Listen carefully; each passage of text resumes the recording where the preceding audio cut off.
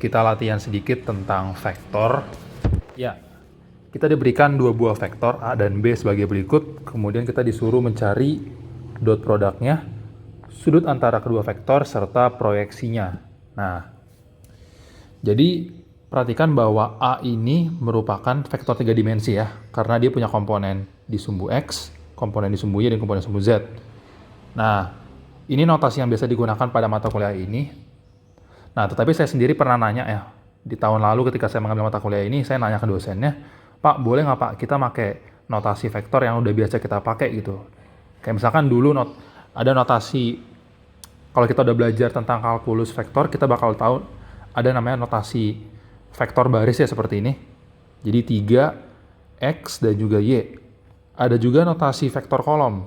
Kalau kalian pernah belajar dari fisika dulu, atau mungkin ada juga yang kayak gini, notasi IJK gitu ya. 3I tambah XJ tambah YK. Nah, tahun lalu saya menanyakan pertanyaan ini kepada dosen saya, Pak Suwarno, dan ya kalau bagi kalian yang mengambil mata kuliah Medan dan mendapatkan dosen Pak Suwarno, sebenarnya oke-oke aja gitu. Boleh pakai notasi manapun, terserah kalian. Nah, kalau saya prefer biasanya pakai notasi yang ini, vektor kolom sebenarnya. Kalau saya pribadi ya prefer. Sebenarnya nggak ada perbedaan sih kalau secara perhitungan. Oke, jadi kita punya vektor A dan vektor B. Vektor B itu punya komponen di sumbu X-nya itu sebesar X, kemudian 4 dan juga 0. Nah, dot product itu adalah mengalihkan komponen yang sama. Artinya komponen sumbu X kita kalikan dengan komponen sumbu X, komponen sumbu Y dan dengan sumbu Y, dan seterusnya. Nah, berarti jadi seperti ini. Ini dengan ini dengan ini. Oh ya, ini dengan ini dikalikan, kemudian dijumlahkan dengan ini dikali ini, kemudian dijumlahkan dengan ini tambah ini kali ini gitu. Nah, jadinya kita punya seperti ini. 3X ditambah, oke, 3 kali X ditambah X dikali 4, yaitu 4X, ditambah Y kali 0, yaitu 7X. Nah, di titik P, kita ditanya berapa besar dot produknya ini di titik P. Artinya, P itu adalah 230. Ya, kita masukkan aja. Berarti sama dengan 7 dikali 2, karena di titik P nilai X-nya itu adalah 2. Seperti itu. Berarti ini adalah 14. Gampang ya? Nah, kemudian sudut antara dua buah vektor. Jadi kalau misalkan ini ilustrasi ya, ini di titik P ada dua buah vektor, ini vektor A, ini vektor B. Sudutnya itu ini kita sebut dengan theta misalkan.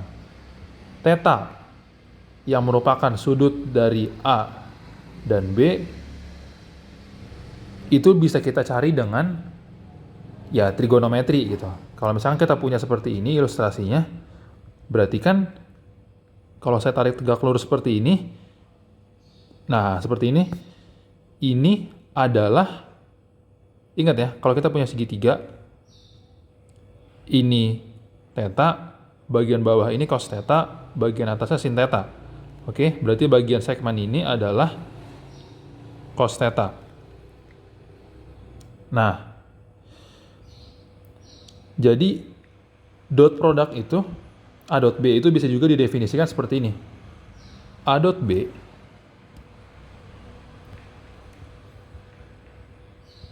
itu esensinya adalah seberapa align sih kedua buah vektor gitu. Artinya kalau kita punya dua buah vektor yang saling bertolak belakang seperti ini, dia pasti nilai dot produknya itu minimum.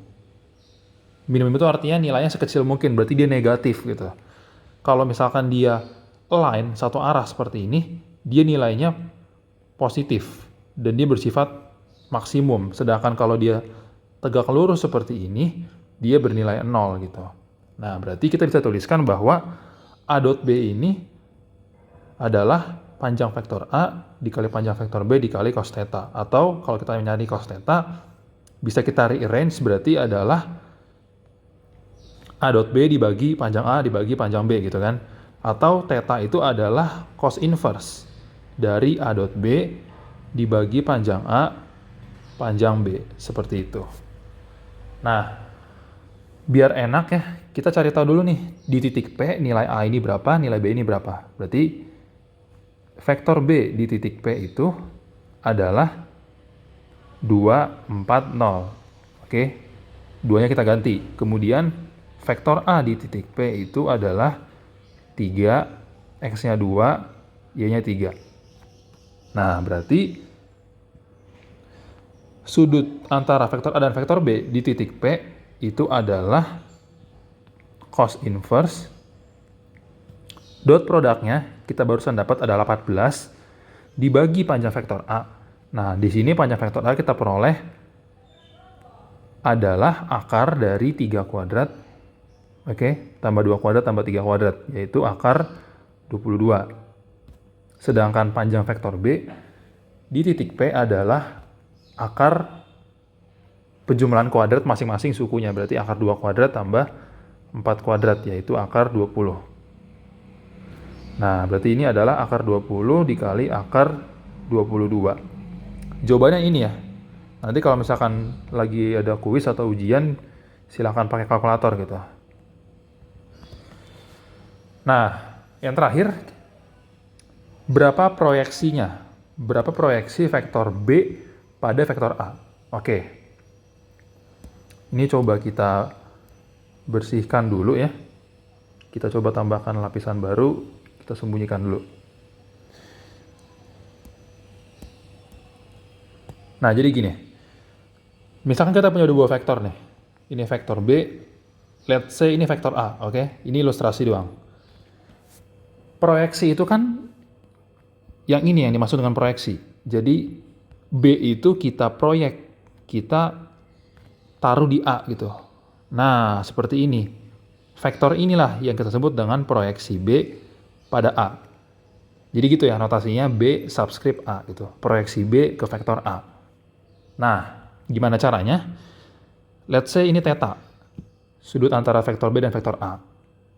Perhatikan bahwa proyeksi antara B dan A itu sejajar dengan vektor A gitu kan. Sejajar dia. Nah, ingat dulu kalau kita ngomongin mengenai vektor satuan, ini sekedar trivia juga ya.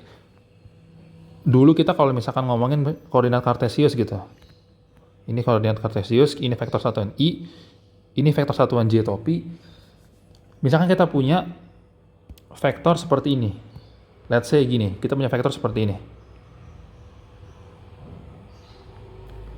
Ini 3, ini 4. Nah, vektor ini kan dapat dinyatakan sebagai 3 dikali I topi ditambah 4 dikali J topi gitu. Dengan I topi dan J topi ini adalah vektor satuan pada arah, di sini dalam konteks ini dalam arah sumbu X dan dalam arah sumbu Y.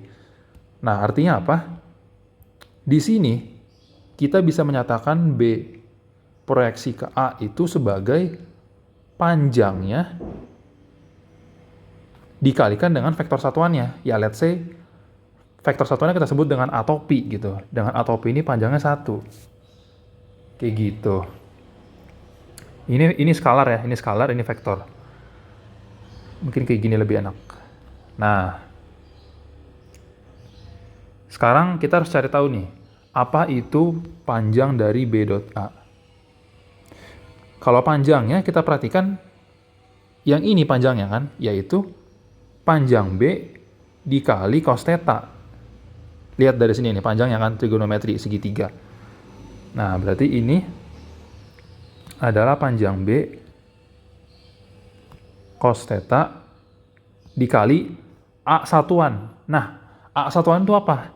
A satuan itu kan berarti adalah vektor A dibagi panjangnya gitu kan.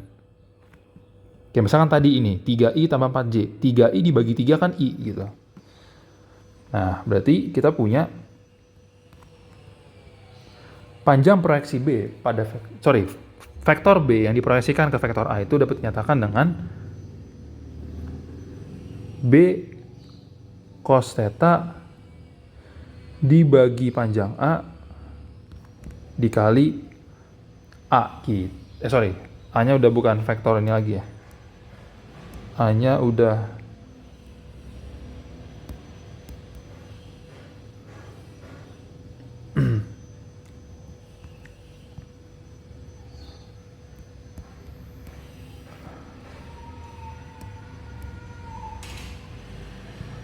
A-nya udah bukan vektor satuan tapi udah vektor biasa.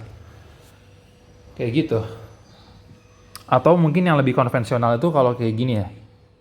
Kedua ruas kita kalikan dengan, maksudnya pembilang dan penyebut kita kalikan dengan panjang A, jadi bisa kita tuliskan sebagai AB cos theta dibagi panjang A kuadrat gitu ya. Ini yang lebih sering kita lihat notasinya. Nah, yang atas ini kan adalah A dot B gitu.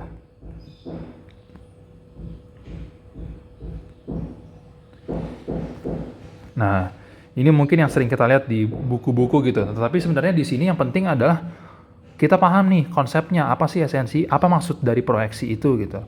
Kalau kita tahu apa itu konsep proyeksi, ya persamaan ini kita nggak perlu capek-capek ngapalin. Kita bisa dengan mudah menurunkan sendiri gitu.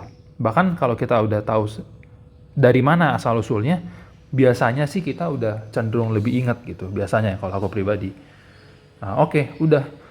Berarti kan kita udah punya nih bentuk persamaannya ini. Berarti dengan menggunakan informasi dari soal sebelumnya tadi,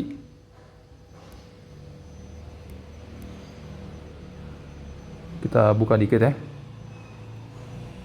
Tadi kita punya bahwa panjang vektor